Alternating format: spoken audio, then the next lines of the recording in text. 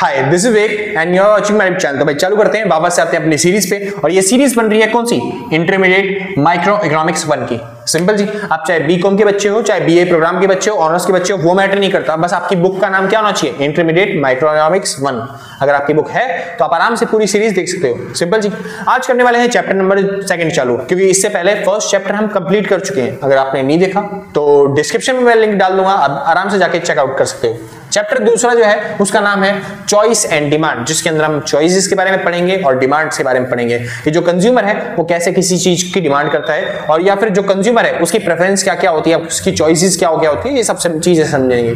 Simple जी, इससे पहले हम चैप्टर नंबर 1 कंप्लीट कर चुके हैं, जिसमें हमने कंज्यूमर की प्रेफरेंस के बारे में, इंडिफरेंस कर्व के बारे में, बजट लाइन के बारे में, इन सब चीजों के बारे में पढ़ा था। अब उसी से रिलेटेड, उसी से मिलके अब हम एक नया चैप्टर बना रहे हैं जिसका नाम है चॉइसेस एंड डिमांड, जिसमें हम कंज्यूमर की चॉइसेस और ऑप्टिमल जो चॉइस है उसके बारे में जानेंगे कि सबसे बेस्ट इक्विलिब्रियम पॉइंट क्या होता है। सिंपल जी, चलिए। और चैप्टर शुरू करने से पहले एक छोटी सी बात, अगर आप नोट्स परचेज करना चाहते हो, जरूरी नहीं है इस सब्जेक्ट के, किसी भी सब्जेक्ट के, तो आप नोट्स परचेज करना चाहते हो तो इस नंबर पे कांटेक्ट करके जो भी मिनिमम अमाउंट होगा व्हाट्सएप पे पेमेंट करने के बाद आराम से नोट्स परचेज कर सकते हो। कोई दिक्कत नहीं, ज्यादा महंगे नोट्स होते ही नहीं सर, हम ज्यादा प्राइस रखते नहीं, मुश्किल से 150 से 200 के बीच में आपको नोट्स मिलेंगे। अगर आप कॉन्टेक्ट करो तो हो सकता है कि ऑफर चल रहे हो तो आपको और भी सस्ता मिल सकता है। ठीक है जी, एग्जाम के आसपास हम थोड़ा प्राइस कट ऑफ कर देते हैं ताकि ज्यादातर बच्चों को मिल पाए वो। ठीक है जी, सूटेबिलिटी बढ़ पाए। तो सीधी बात, अगर आप परचेज करना चाहते हो तो आप कॉन्टैक्ट कर सकते हो, बस कोशिश करना कि व्हाट्सएप पे करो। ठीक है जी, हम जल्दी से जल्दी आपको रिप्लाई देंगे, कोशिश करना भाई व्हाट्सएप करो, क्योंकि कॉल करने में कभी आप बिजी मिलोगे, कभी हम भी इसी मिलेंगे, तो बात अच्छे से हो नहीं पाएगी। ठीक है जी, तो शुरू करते हैं आज का चैप्टर। आज का चैप्टर आता है मतलब चैप्टर 2 चॉइस एंड डिमांड। इस चैप्टर के अंदर हमें बहुत सारे कंसेप्ट के बारे में पढ़ना है, बहुत सारी चीजें पढ़नी है। क्या क्या पढ़ना है? सबसे पहला जो हम सीखने वाले हैं यहाँ पे वो है ऑप्टिमल चॉइस। ये ऑप्टिमल चॉइस क्या होती है? यानी जो कंज्यूमर है वो बहुत सारी चीजें चाहता है। जैसे एक कंज्यूमर को मैं 100 रुपए दूं तो वो आइसक्रीम भी खरीदना चाहता है, वो पिज्जा, बर्गर, समोसा, टिक्की, पकौड़ा, बहुत सारी चीजें चाहता है। अब उसके लिए सबसे बेस्ट चॉइस क्या रहेगी उसको जानना ही क्या कहलाता है? Optimal choice. सिंपल जी, कोई दिक्कत तो नहीं, बढ़िया। जो कि हम बजट लाइन और आईसी कर्व के जो प्रेफरेंस से, जो मिलने से जो कर्व बनता है उससे हम डिराइव करेंगे क्या? Optimal choice. सिंपल जी, जिसको हम क्या बोलते हैं? इक्विलिब्रियम बोलते हैं। आगे चलो, बहुत अच्छी बात है, शुरू करते हैं। अगला टॉपिक आएगा हमारे लिए solving for optimal equilibrium in exceptions. यानी कि अब हम ऑप्टिमल इक्विलिब्रियम निकालना सीखेंगे यहाँ पे, लेकिन एक्सेप्शंस के अंदर, क्योंकि कई बार कुछ चीजें होती हैं, गुड्स ऐसे होते हैं जो एक्सेप्शंस में आ जाते हैं, जैसे कि सब्स्टिट्यूट गुड्स, कॉम्प्लीमेंट्री गुड्स, जहां पे डायग्राम्स अलग बनते हैं। मैंने आपको सिखाया भी था सब्स्टिट्यूट गुड्स में, जैसे नॉर्मल आईसी कर्व होता है ऐसा, वहीं पे अगर सब्स्टिट्यूट गुड्स आ गए तो डायग्राम कैसा बनता है? ऐसा, क्योंकि कंज्यूमर आराम से एक दूसरी गुड्स पे शिफ्ट कर सकता है। ठीक है जी, और अगर वहां पे ही मान लो कौन से गुड्स आ गए, जैसे कि कॉम्प्लीमेंट्री गुड्स, तब आपका डायग्राम कैसा बनेगा? कॉम्प्लीमेंट्री गुड्स के केस में तब ऐसा डायग्राम आपको बनेगा।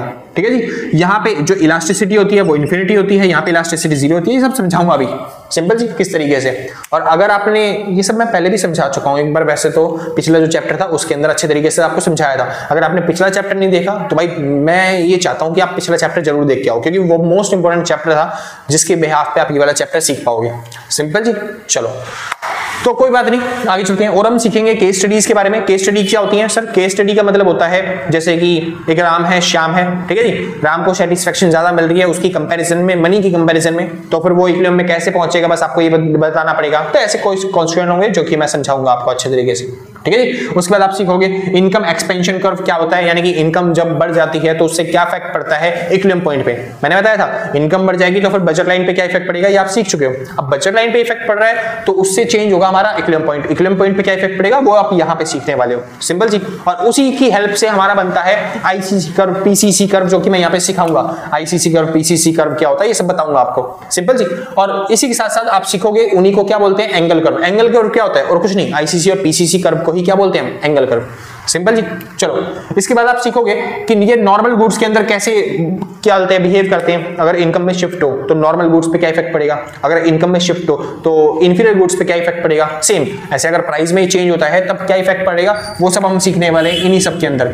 सिंपल जी, मतलब price effect, income effect, substitution effect, और लास्ट में हम सीखेंगे इन्हीं इफेक्ट्स के बारे में। इनकम इफेक्ट क्या होता है, सब्स्टिट्यूशन इफेक्ट क्या होता है, प्राइस इफेक्ट क्या होता है, और सबसे मेन मोस्ट इंपोर्टेंट टॉपिक जो है वो यही वाला है। इस चैप्टर में से अगर आपके एग्जाम्स में कुछ आना हुआ तो मोस्ट इंपोर्टेंट टॉपिक यही है। एग्जाम में मैंने कई बार देखा है कि 16 नंबर का क्वेश्चन आया है, तो 12 नंबर का तो मान लो गारंटीड आपके एग्जाम में आएगा ही आएगा। इनकम इफेक्ट, सब्स्टिट्यूशन इफेक्ट और प्राइस इफेक्ट के बारे में आपसे पूछेगा। समझे जी। तो मेक श्योर करना कि आप अच्छे तरीके से पढ़ो, और मैं ज्यादा फोकस नहीं करूंगा क्योंकि बच्चे कुछ कह रहे थे कि भाई आप ना टाइम वेस्ट कर देते हो थोड़ा सा ज्यादा एग्जांपल देने में या फिर डेफिनेशंस लिखवाने में। हम क्या बोलते हैं गूगल से कर सकते हैं डेफिनेशंस और बुकों में कर सकते हैं, ठीक है जी। तो मैं कोशिश करूंगा ज्यादातर आपको प्रैक्टिकल करवाऊं, लेकिन अगर आप चाहते हो तो सच में कमेंट में करके बताना कि आपको डेफिनेशंस भी चाहिए होती हैं या फिर आपको डायग्राम्स चाहिए होते हैं खाली एक्सप्लेनेशन के साथ।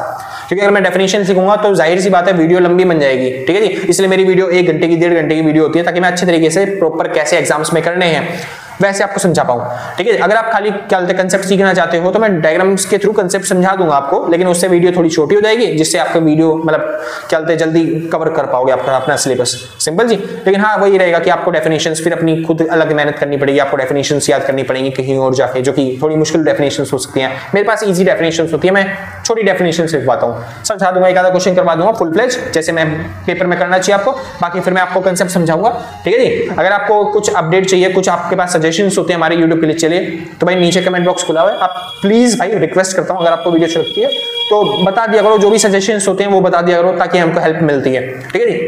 वैसे ये वीडियो ना मैं पहले एक बार शूट कर चुका हूं, मैं बस खाली ये जो फर्स्ट पार्ट था ना इंट्रो था, ये आपके लिए शूट करने के लिए अभी आया हूं, ठीक है जी। उसमें जब मैंने पहले शूट किया था तो मैं एक थोड़ी गलती कर चुका था, इंट्रोडक्टरी माइक्रो इकोनॉमिक्स की जगह मैंने यहाँ पे मैक्रो इकोनॉमिक्स डाल दिया था, जिसकी वजह से मेरे को लगा कि बच्चों को समझने में दिक्कत होगी, इसलिए मैं फिर से ले आया माइक्रो इकोनॉमिक्स लिख के। लेकिन हाँ वो मैं पूरी वीडियो नहीं शूट करने वाला दोबारा से, मैं एक बार अच्छे तरीके से समझा चुका हूँ, पढ़ा चुका हूँ, ठीक है जी। दूसरी बार शूट करने में ऐसा होता है कि जल्दीबाजी होती है जिसकी वजह से कुछ टॉपिक्स कट जाते हैं। जब मैं एक बार करवा चुका हूँ हर चीज तो मैं चाहता हूँ कि उसी में से आप समझो, ठीक है जी, जो रॉ फुटेज होती है वो आपको मिले, ठीक है जी। तो हो सकता है कि यहाँ पे मैक्रोइकोनॉमिक्स लिखा हो, वैसे मैं कोशिश करूंगा कि यहाँ पे एडिट करके यहाँ पे आई मतलब ए को आई बना दूं, बाकी आप नोटिस मत करना, उस चीज को इग्नोर मारना, ठीक है जी। बस कंसेप्ट पे फोकस करो, सिंपल, कोई दिक्कत तो नहीं, बढ़िया। तो शुरू करते हैं आज का टॉपिक, और ये सब चीजें आप सीख लोगे आराम से आप अगले टॉपिक में, ठीक है जी। फिलहाल जिसको नोट करना है ये इंट्रोडक्शन है, बस ये आपको ये 7 टॉपिक समझ रहे हैं, जैसे ही 7 टॉपिक खत्म हो जाएंगे वैसे आपका जो पूरा चैप्टर है वो खत्म हो जाएगा, ठीक है जी। तो जिसको नोट करना है नोट करो, फिर हम आगे चलते हैं।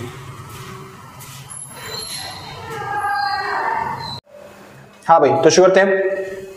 अब टॉपिक आता है हमको क्या सीखना है, इक्विलिब्रियम। अब ये इक्विलिब्रियम क्या होता है, इक्विलिब्रियम क्या होता है, इसका मतलब बेसिक है क्या, एक कंज्यूमर अपना सेटिस्फेक्शन मैक्सिमम करना चाहता है और वो जिस पोजीशन पे मैक्सिमम करता है उस पॉइंट को क्या बोलते हैं, इक्विलिब्रियम। तो बस अगर आपको लिखना हो इक्विलिब्रियम क्या होता है तो आप क्या बोलोगे, it is a position at which, या फिर आप लिख सकते हो इसकी जगह पे where a consumer gets maximum level of satisfaction. एक ऐसा पॉइंट जहां पे कंज्यूमर को क्या मिले, सबसे ज्यादा सेटिस्फेक्शन मिले। फिर यहां पे दिक्कत क्या आती है, यहां पे अब एक थोड़ी सी दिक्कत है, क्या दिक्कत है कि जो कंज्यूमर है तो वो तो चाहेगा भी मेरे पास तो बंगला हो, मेरे पास गाड़ी हो, अंबानी की प्रॉपर्टी सारी मेरी हो जाए। क्या ऐसा हो सकता है? बिल्कुल भी नहीं हो सकता। आप खुद सोचो, एक कंज्यूमर सेटिस्फाइड कब होगा, जब उसको सब चीजें मिल जाए दुनिया की, है ना जी। लेकिन क्या ऐसा पॉसिबल है? नहीं। तो क्या कभी कंज्यूमर जो है वो कभी भी सेटिस्फाई नहीं होगा? नहीं जी। तो क्या इक्विलिब्रियम कभी भी हो सकता है? नहीं हो सकता। तो इसलिए बेसिक टर्म्स के अंदर एक चीज और ऐड करी गई, क्या, उनकी औकात के अनुसार। यानी कंज्यूमर सबसे ज्यादा सेटिस्फेक्शन चाहता है लेकिन अपनी औकात को ध्यान में रखे, समझे जी, बढ़िया। और औकात का मतलब क्या होगा, अपनी इनकम को और प्रोडक्ट के प्राइसेस को।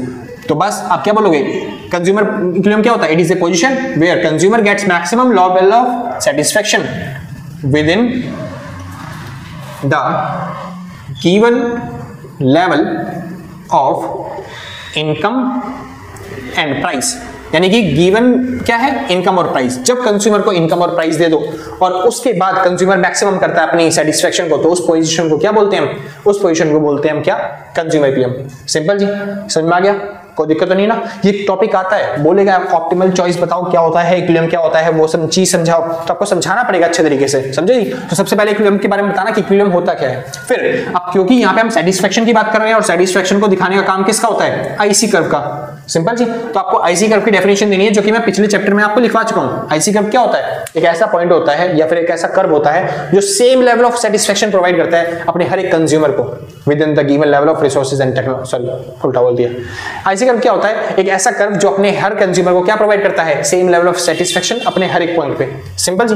और फिर उसके बाद आपको यहाँ पे बताना पड़ेगा कि बजट लाइन क्या होता है, जिसको हम प्राइस लाइन भी बोलते हैं, है ना जी। चलो जी, और ये भी मैं पिछली जो वीडियो है उसके अंदर डेफिनेशन करवा चुका हूँ, आराम से कर लोगे, कोई दिक्कत तो नहीं हुई। पर यार अच्छा, इक्विलिब्रियम की डेफिनेशन अगर हिंदी में लिखना चाहो तो लिख सकते हो आराम से। तो इक्विलिब्रियम की डेफिनेशन क्या होती है?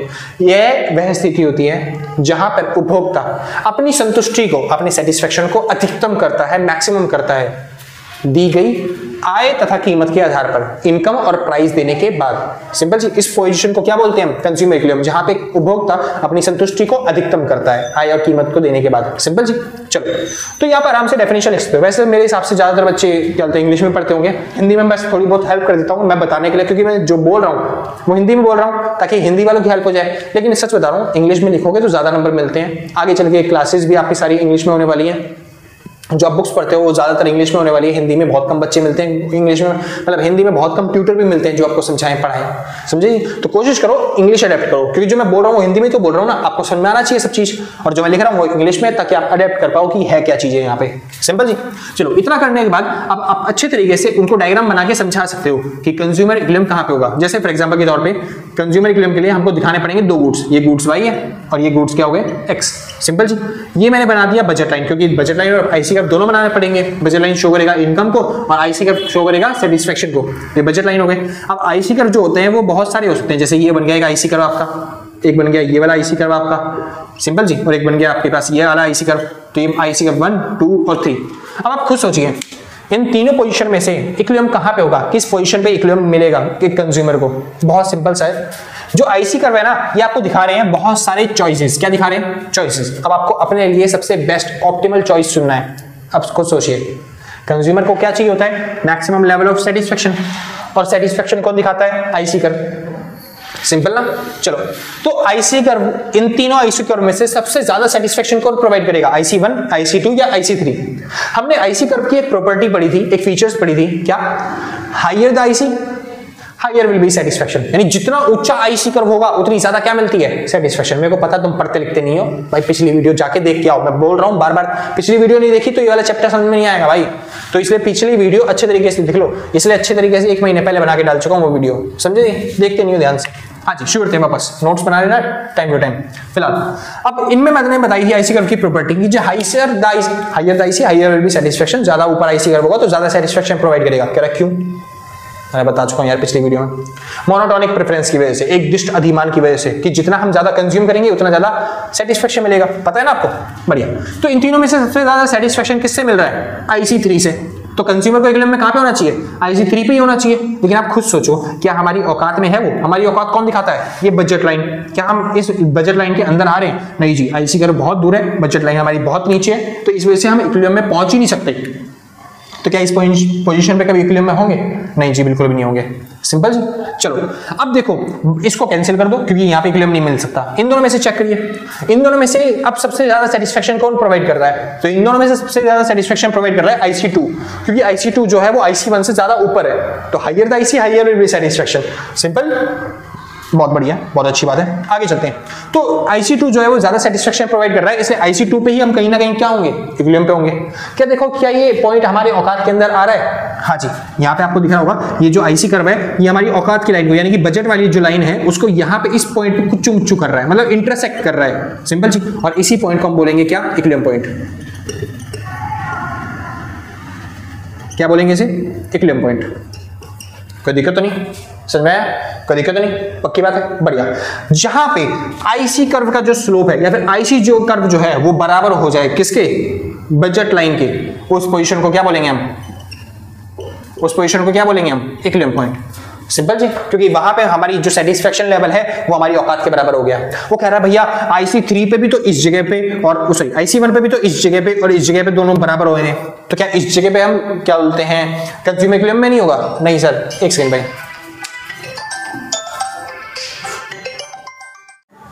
हाँ भाई, श्योर है? तो भाई फोन के लिए माफी चाहूंगा। वापस आते हैं अपने टॉपिक पे। तो टॉपिक क्या कह रहा है? कहां पे थे हम? ठीक, तो मैं कहता है इक्विलिब्रियम कहां पे होता है? इक्विलिब्रियम वो पॉइंट होता है जहां पे आईसी कर्व और बजट लाइन क्या हो? बराबर। तो बच्चे कहेंगे भैया यहां पे भी तो बराबर दिखा रहा है और यहां पे भी तो बराबर दिख रहा है आईसी कर्व, यहां पे इक्विलिब्रियम में नहीं होगा। क्यों इक्विलिब्रियम में नहीं होगा?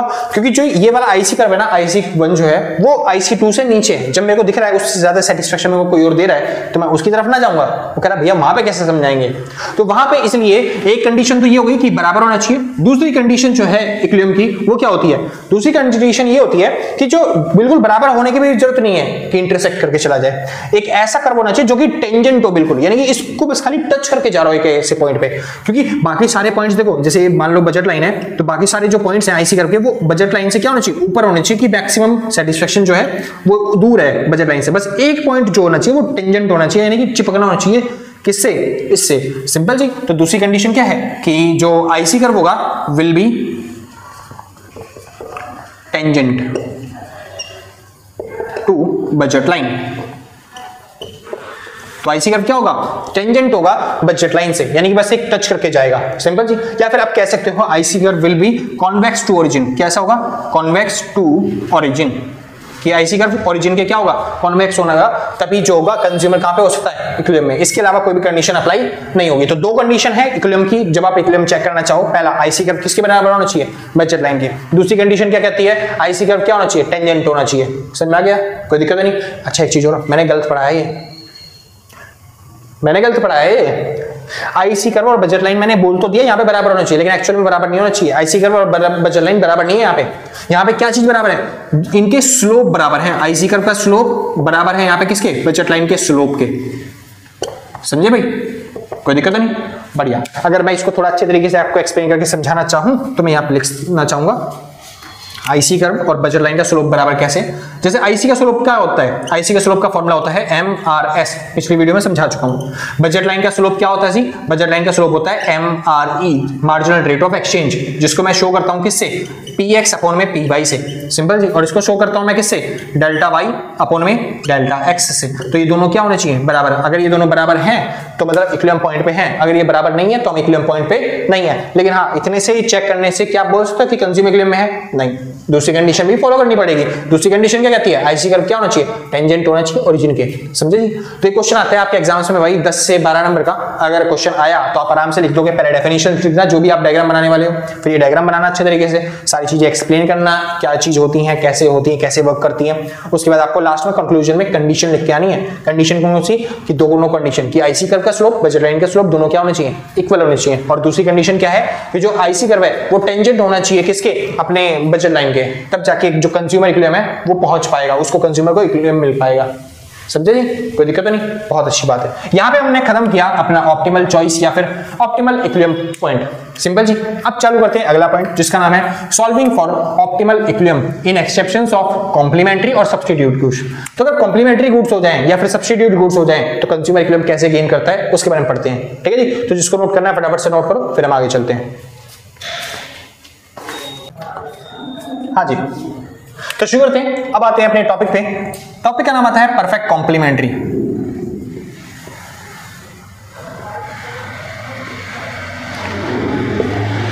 Complementary goods. कॉम्प्लीमेंट्री गुड्स क्या होते हैं? कॉम्प्लीमेंट्री गुड्स तो आप बोल सकते हो वो गुड्स जो एक साथ यूज किए जाते हैं वो क्या होते हैं? Complementary goods. तो आप डेफिनेशन लिख सकते हो basically easily, These are those goods which can be used together। ऐसे गुड्स जिनको एक साथ यूज कर सकते हैं उन्हें क्या बोलते हैं? Complementary goods. सिंपल जी। ये वे वस्तु हैं जिनको एक साथ प्रयोग की जा सकती हैं, उन्हें बोलते हैं कॉम्प्लीमेंट्री गुड्स। एग्जांपल के तौर पे जिनको एक साथ यूज कर सकते हैं वो कौन कौन से हैं? जैसे कि पेन और उसके साथ साथ इंक हो गया, एक साथ यूज कर सकते हैं। इसके अलावा कौन सा एग्जाम्पल है शर्ट? जैसे कि पैंट हो गया, उसके साथ साथ भाई बेल्ट हो गया। ठीक है जी? एक साथ यूज कर सकते हैं। जैसे कि कार और पेट्रोल, कह रहा हम तो डीजल वाली कार लेके, मतलब कार और डीजल फ्यूल जो भी हो गया। ठीक है जी? तो वो सब क्या हो गया? Complementary goods. समझे भाई? मैं समझता हूँ तुम एग्जांपल देना चाहते हो अच्छे अच्छे, मगर यहाँ पे दे नहीं पाते, इसलिए तो कहते हैं लाइव क्लास ज्यादा बेटर होती है कि अच्छे अच्छे एग्जांपल आते रहते हैं सामने से। अब तुम यहाँ पे लाइव हो नहीं तो फिर मैं तड़प रहा हूँ कि भाई तुम भी एग्जांपल दो। अच्छा हाँ, कमेंट बॉक्स तो खुला है सर, कमेंट में दे दो, मैं आपका रिप्लाई कर दूंगा। ठीक है जी? कोई दिक्कत तो नहीं ना? बातें करने के लिए कमेंट बॉक्स है। अगर ज्यादा बातें करनी है तो इंस्टाग्राम प्रोफाइल नीचे डिस्क्रिप्शन में आपको मिल जाएगी, आप जाके चेकआउट कर सकते हो। ठीक है जी? फॉलो कर लेना। बाकी फिलहाल नहीं इंस्टाग्राम नहीं दूंगा भाई, प्राइवेट है वो, मेरा प्राइवेट ही रहने दो। ठीक है जी? फैमिली मेंबर है वहाँ पे, तो इंस्टाग्राम नहीं देने वाला। वापस चलते हैं जी, आगे चलते हैं। इंस्टाग्राम में ज्यादा दिक्कत हो जाती है। एक बार दिए थे मैंने पहले टाइम पे तो दिक्कत ज्यादा बढ़ गई थी। ठीक है जी? तो प्राइवेट ही रहने दो कुछ चीजों को। अब ज्यादा वो ऐसा बंदा नहीं हूं ना मैं सोशल वोशल होने जाऊंगा। फिलहाल कॉम्प्लीमेंट्री गुड्स समझ में आ गया क्या होते हैं। अब ये कैसे काम करते हैं सुनिए ध्यान से। जैसे मान लो ये कर्व है आपके पास, यहाँ पे दिखाता हूं मैं गुड एक्स, यहाँ पे दिखाता हूं मैं गुड वाई, ठीक है जी। कॉम्प्लीमेंट्री गुड्स क्या होते हैं जिनको हम एक दूसरे के साथ यूज करेंगे, जैसे फॉर एग्जांपल के तौर पे कार और पेट्रोल, ठीक है जी। तो अगर इनको एक दूसरे के साथ यूज कर रहे हैं तो इनका एक रेशियो होता है, जैसे फॉर एग्जांपल 1:1, 2:1, 3:1, या फिर इस साइड 1:4:1:6, ऐसे कोई रेशियो होता है इनका। रेशियो कैसे, एक कार लिया तो पेट्रोल भी 1 लीटर लूंगा, हो सकता है 2 कार ले ली तो 1 लीटर पेट्रोल लेके काम चला दूंगा, 3 कार ले ली तब भी 1 लीटर पेट्रोल ले लूंगा, ठीक है जी। वो कह रहा है इतने में काम कहाँ चलेगा भैया, 200-200 ग्राम पिलाओगे सबको, कार चालू भी नहीं होगी, मतलब ठीक है समझ लो ना, मतलब यूज तो करना पड़ेगा भाई दोनों को एक साथ। ऐसा नहीं है कि इसको 0 कर दूंगा तो कार लेके बैठ जाऊंगा बस खाली, फिर तो बिल्कुल भी नहीं चलने वाली।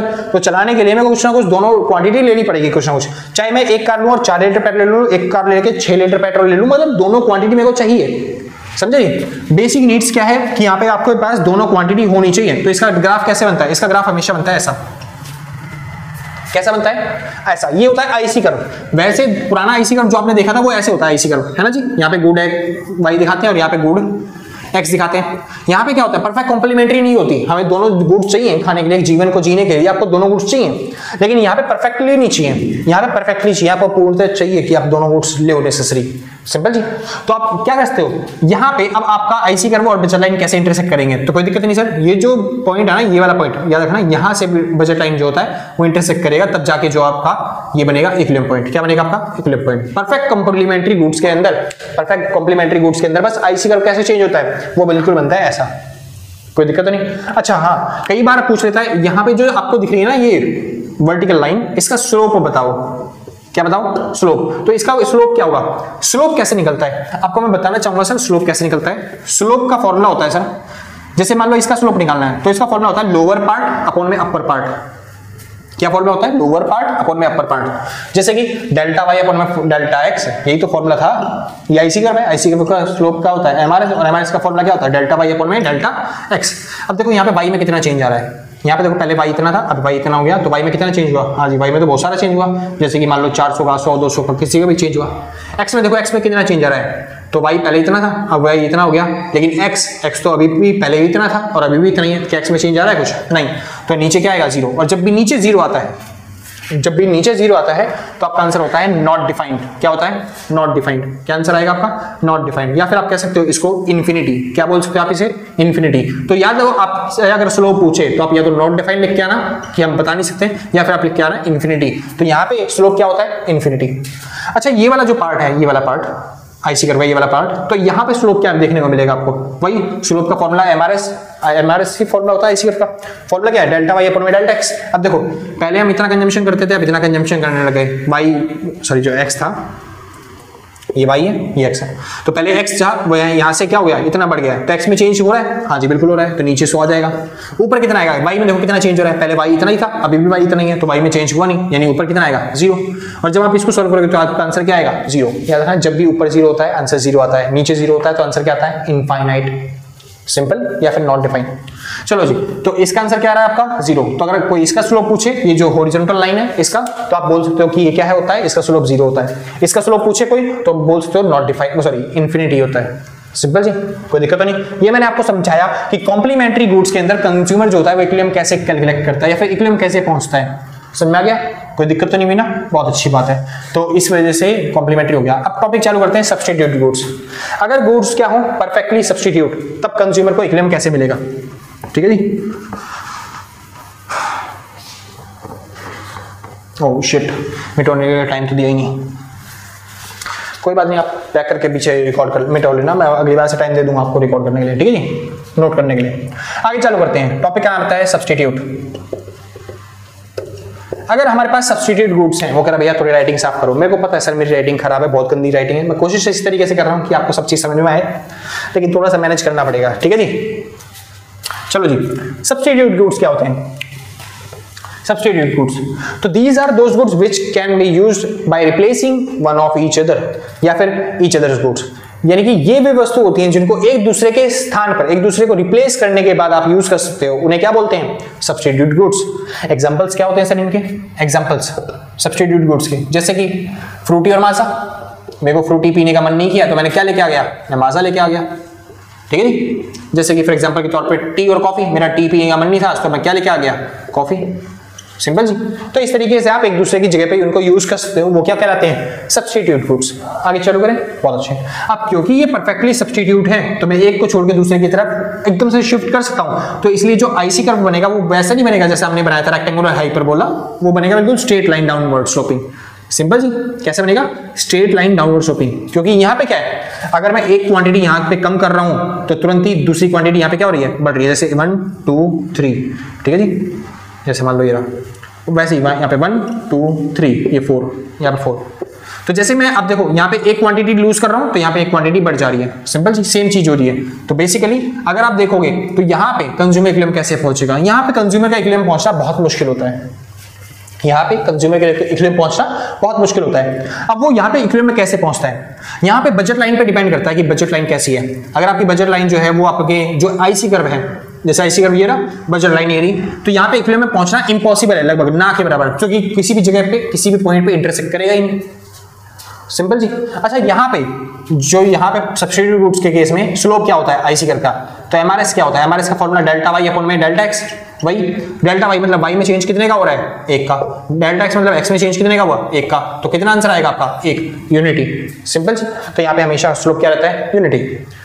क्या फिर आप दूसरे तरीके से भी निकाल सकते हो, जो कि लोअर लिमिट अपॉन में अपर लिमिट होती है, जहां पे चेंज आएगा हर एक पॉइंट के हिसाब से। जैसे अगर आप यहाँ पे निकालना चाहो स्लोप क्या होगा, इसका नीचे वाला पार्ट कितना है, 1, इसका ऊपर वाला पार्ट कितना है, 3, तो इसका स्लोप हो जाएगा कितना, 1/3, यानी कि 0.10/3 कितना हो जाएगा, ये हो जाएगा 0.666 बार मान लो। सिंपल जी, बढ़िया।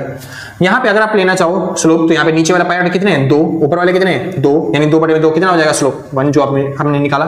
यहाँ पे आप निकालना चाहो इस पॉइंट पे तो यहाँ पे स्लोप क्या होगा, नीचे 3 है, ऊपर कितने हैं, 1, 3/1 मतलब क्या होता है कि ये मोर देन 1 है। सिंपल जी। तो एमआरएस क्या हो गया, 1 से ज्यादा। यहाँ पे एमआरएस क्या हो गया, 1 से कम। और यहाँ पे एमआरएस क्या हो जाएगा, एमआरएस इक्वल टू 1। सिंपल जी। तो आप इस तरीके से भी स्लोप निकाल सकते हो, जैसा आपका मन करे वैसे निकाल सकते हो। ठीक है जी। तो यहाँ पे जो है इक्विलिब्रियम में पहुंचना बहुत मुश्किल है। यहाँ पे इक्विलिब्रियम में कैसे पहुंच सकते हैं, अगर प्राइसेस में चेंज आ जाए बजट लाइन के, या फिर क्या बोलते हैं इनकम में चेंज हो जाए, तब बजट लाइन शिफ्ट हो जाती है, जिसकी वजह से हर एक पॉइंट जो होता है वो बन जाता है इक्विलिब्रियम का पॉइंट। जैसे कि फॉर एग्जांपल के तौर पे मान लो, फॉर एग्जांपल के तौर पे ये हमारा आईसी कर्व था जो कि ये दे रखा है आपको, और बजट लाइन ये थी हमारी।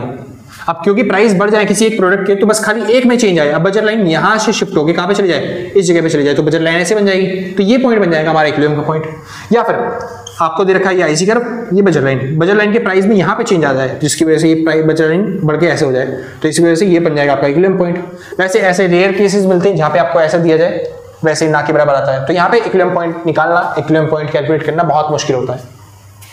समझ में आ गया, कोई दिक्कत तो नहीं, पक्की बात, बहुत अच्छी बात है। ठीक है जी। तो जिसको नोट करना है फटाफट से नोट करो, फिर हम आगे चलते हैं। अब आपको सीखनी है केस स्टडी। ठीक है जी। अब केस स्टडी चालू करेंगे, नोट कर लेना भाई जिसको नोट करना है फटाफट। हो गया वो नोट, बहुत अच्छे।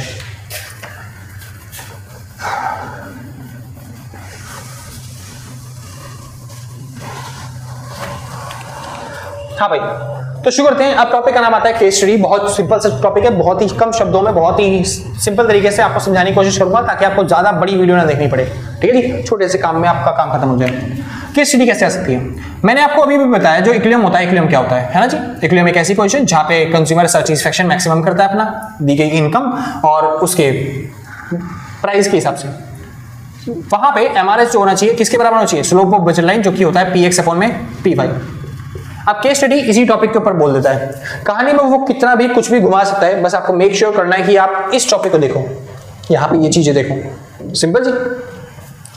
मेन आपके ये दोनों बराबर होना चाहिए तब इक्विलिब्रियम होता है।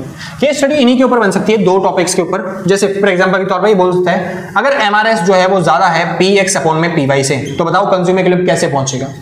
या फिर वो बोल सकता है, अगर एमआरएस जो है वो कम है px अपॉन में py से, तो बताइए कंज्यूमर इक्विलिब्रियम कैसे पहुंचेगा। ठीक है जी। इन दोनों ही केस में आपको क्या सीखना है, कंज्यूमर इक्विलिब्रियम में पहुंचता कैसे।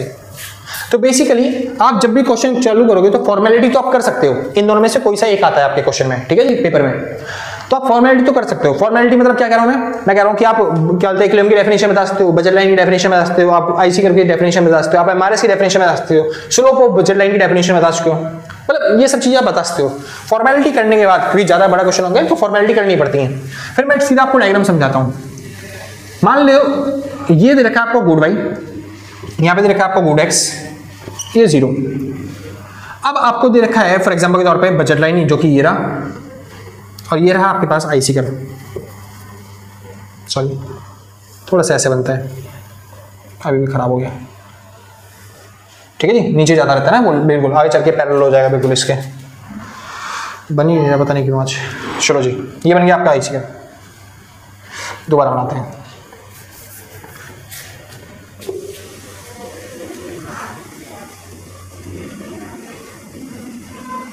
ठीक है जी, ये बन गया आपका आईसी कर्व, ये बन गया बजट लाइन, यहां पे दे दिया गुड वाई, यहां पे दे दिया गुड एक्स। अब देखिए मेन चीज क्या होती है, हमको पहले से पता है कि इक्विलिब्रियम पॉइंट कौन सा है, ये रहा पॉइंट आपका इक्विलिब्रियम का। लेकिन क्वेश्चन वाला क्या कह रहा है, एमआरएस ज्यादा है किससे, स्लोप ऑफ बजट लाइन से। एमआरएस किसका स्लोप होता है, आईसी कर्व का। अब क्योंकि यहाँ पे मैं रट्टा भरवा रहा हूँ, सीधा समझा नहीं रहा, समझो, मतलब रट्टा मारो। एमआरएस यहाँ पे क्या है, ज्यादा, एमआरएस ज्यादा है तो ये मान लो आईसी का जो स्लोप है वो भी क्या होगा, ज्यादा होगा। एमआरएस बजट लाइन के स्लोप से ज्यादा है, मतलब एमआरएस किसका स्लोप होता है, आईसी कर्व का, तो आईसी कर्व भी क्या होगा, ज्यादा होगा। अब आईसी कर्व ज्यादा कहां पे है, देखो यहाँ पे तो आईसी कर्व आके नीचे हो गया, तो आईसी कर्व ऊपर कहां पे, ऊपर यहाँ पे देख रहे हो ना, ये ऊपर से गिरता जा रहा है, तो इसको बोलते हैं ऊपर वाला एरिया, इसको बोलते हैं नीचे वाला एरिया। यहाँ पे तो आईसी कर्व कम हो रहा है, यहाँ पे आईसी कर्व क्या हो रहा है, बढ़ रहा है। तो सीधी बात, यहाँ पे ऊपर वाले एरिया पे यानी एमआरएस ज्यादा है, मतलब आईसी कर्व भी ज्यादा होगा, जो कि हम कहां पे होंगे, इस वाले ऊपर वाले एरिया में।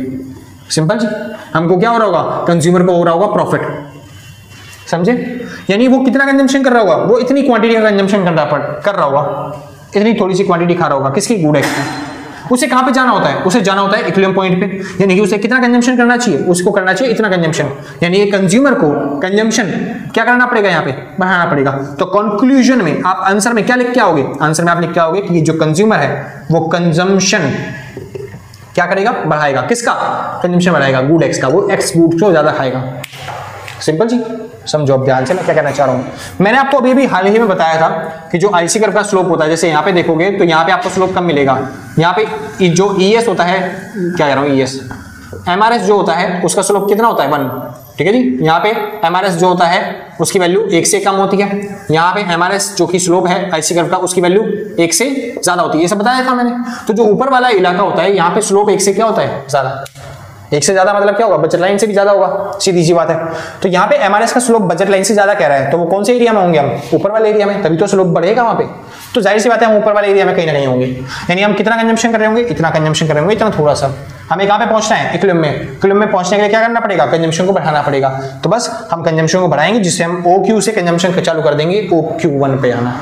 सिंपल जी, इसको बोलते हैं कि हम इक्विलिब्रियम में कैसे पहुंचेंगे। अगर कंज्यूमर इक्विलिब्रियम में नहीं है तो हम इक्विलिब्रियम में कैसे पहुंचे। इससे क्या होगा, इससे कंज्यूमर कंजम्पशन बढ़ाएगा गुड एक्स का।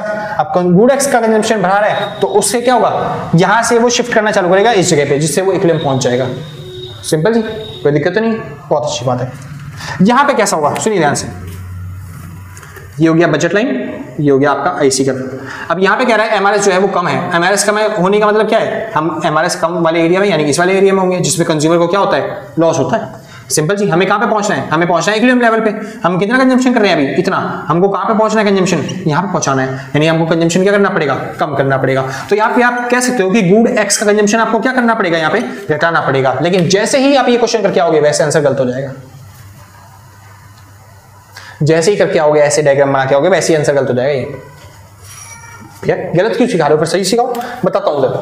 क्योंकि यहाँ पे गलती होने के चांसेस बहुत ज्यादा बढ़ जाते हैं और ऐसे ही बच्चे गलती कर जाते हैं कई बार। तो ऐसे डायग्राम नहीं बनाने भाई, आपको कैसे बनाना है, सुनिए ध्यान से। यहाँ पे थोड़ा सा अलग है, फिर से ये हो गया आपके लिए क्या, बजट लाइन, ये हो गया आपके पास क्या, आईसी कर्व।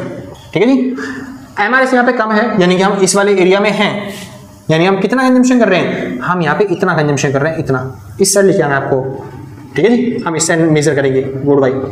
हमें कहाँ पे पहुंचना है, हमें पहुंचना है इस वाले पॉइंट पे, यानी कि इक्विलिब्रियम पॉइंट पे। इक्विलिब्रियम पॉइंट पे पहुंचने के लिए हमें कितना कंजम्पशन करना चाहिए, हमें इतना कंजम्पशन करना चाहिए, यानी हमें OQ से कहाँ पे जाना पड़ेगा, OQ1 पे, यानी हमें कंजम्पशन बढ़ाना पड़ेगा, किसका, गुड वाई का। किसका कंजम्पशन बढ़ाना पड़ेगा, गुड वाई का। यहाँ पे क्या है, यहाँ पे गुड एक्स का कंजम्पशन बढ़ाना है, यहाँ पे गुड वाई का कंजम्पशन बढ़ाना है। समझे, वो वाला भी गलत नहीं है, वो सही है, लेकिन एक्चुअल में वो गलत है। कह रहा कैसे, सुनिए। मान लो फॉर एग्जांपल के तौर पे मैं आपसे कहता हूं एक बंदा है जो कि 100 रुपए खाता है, मैंने उसको सलाह दिया कि आपको रोज 100 रुपए के फ्रूट खाने हैं, आपको 100 रुपए के रोज फ्रूट खाने हैं। चलो कोई बात नहीं, वो 50 रुपए के सेब खाता है और 50 रुपए के केले खाता है, ठीक है जी। चलो अब मैंने देखा कि उसने अच्छे तरीके से सफिशिएंटली मेरे कहने पे फूड खा रहा है वो अच्छे तरीके से, लेकिन मैं चाहता हूं कि ना उसकी तबीयत ज्यादा ठीक तब होगी जब वो सेब ज्यादा खाएगा। तो मैंने बोला आपको क्या करना चाहिए, सेब पे खर्चा ज्यादा करना चाहिए। तो अब वो सेब पे खर्चा ज्यादा कैसे करेगा, जब वो वाई पे यानी कि जो केले हैं उन पे खर्चा कम करेगा। यानी कि अगर मान लो ये इसको 70 खाना चालू कर दे तो फिर ये केवल 30 रुपए का खा पाएगा। तो अगर आप एक चीज को बढ़ाते हैं ना तो ऑटोमेटिकली दूसरी चीज क्या हो जाती है, अपने आप कम हो जाती है। समझे, कोई दिक्कत तो नहीं। इससे आपको न्यूट्रिशन पूरा मिलेगा, लेकिन जो मैं चाहता हूं वो चीज भी फुलफिल हो जाएगी, नीड्स भी आपकी फुलफिल हो जाएंगी। वहीं पे अगर मान लो मैं ऐसा बोल देता बस खाली कि आप, मैं चाहता हूं सेब ज्यादा खाए, अच्छा से न्यूट्रिशन मिले, लेकिन मैंने बोल दिया केले से उतना फायदा हो जाए तो केले को कम कर दो। तो अगर मैं किसी चीज को कम करने को बोलता, जैसे पिछले क्वेश्चन में मैंने बोला था गुड वाई को मतलब गुड एक्स को कम करो, तब उससे क्या होता, अगर उसने केले खाने कम कर दिए जो कि आप 50 की जगह आप कितने के खा रहा है, बस खाली 30 के, तो ऐसा जरूरी नहीं है, क्योंकि मैंने उसको ये नहीं बोला ना कि आपको इसको बढ़ाना है, तो जरूरी ना हो कि वो इसको बढ़ाए। वो क्या करे, 50 रुपए के अभी भी सेब खाए, तो टोटल वो कितने का खा रहा है सामान, वो केवल खा रहा है 50 और 30 कितना हो गया 90, तो वो सॉरी 80, तो वो 80 रुपए का सामान खा रहा है, यानी वो 20 रुपए अपने बचा के घर ले जा रहा है, जिससे आपकी न्यूट्रिशन वैल्यू जो है वो नहीं बढ़ पाएगी, जिससे जो मेन इक्विलिब्रियम पोजीशन पे आना था वो इक्विलिब्रियम पोजीशन पे नहीं आ पाओगे। सिंपल जी। तो मेन आपको बताना है कि आपको क्या करना है, कंजम्पशन बढ़ाना है, क्योंकि अगर आप कंजम्पशन बढ़ाते हो तो अपने आप ही हमेशा ही क्या होगा, दूसरी चीज का कंजम्पशन घटाना पड़ेगा। क्यों घटाना पड़ेगा, क्योंकि रिसोर्सेज क्या होते हैं लिमिटेड, पैसे क्या होते हैं लिमिटेड। समझे, तो ये होता है केस स्टडी, और इसके ऊपर आपके एग्जाम्स में क्वेश्चन आ सकते हैं बहुत बार। और क्वेश्चन कैसे आए हैं एक दो बार बता देता हूं। जैसे आपको पास बोल देगा कि आईसी कर्व की एक इक्वेशन दे रखी है, जैसे कि 5x प्लस में 2y कोई इक्वेशन दे रखी है, ठीक है जी, और आपको बोल देगा जो x के प्राइस हैं वो दे रखा है 10, y के प्राइस जो दे रखे हैं वो y 5 दे रखे हैं। तो आप आराम से px अपॉन में py यानी 10/5 करके आराम से निकाल सकते हो कि इसकी वैल्यू कितनी आई 2, ठीक है जी। अब चलो जी इसकी वैल्यू निकालते हैं एमआरएस की। एमआरएस मतलब क्या होता है, स्लोप। तो इसका स्लोप कितना होगा तो निकाल लेते हैं डेरिवेटिव करके। तो इसका डेरिवेटिव करते हैं सर किसके रिस्पेक्ट में, फॉर्मूला क्या होता है डेल्टा वाई अपॉन में डेल्टा एक्स, यही फॉर्मूला होता है एमआरएस का। बस डेरिवेटिव करो तो 5x का डेरिवेटिव 5 प्लस में इक्वल टू में 0 लगा लेते हैं। 2x का डेरिवेटिव क्या हो जाएगा, ये हो जाएगा 2 dy बाई dx। अब इसको सॉल्व कर लेते हैं। 5 यहाँ पे प्लस क्या हो जाएगा, क्या हो जाएगा माइनस, बिल्कुल जी। 2 यहाँ पे प्लस क्या है, इधर आगे क्या हो जाएगा, मतलब 2 यहाँ पे क्या हो रहा है मल्टीप्लाई, इधर आगे क्या हो जाएगा डिवाइड, तो ये हो जाएगा 5/2, यानी कि 5/2 मतलब क्या होता है, 5/2 मतलब क्या होता है 2.5, तो ये हो गया 2.5।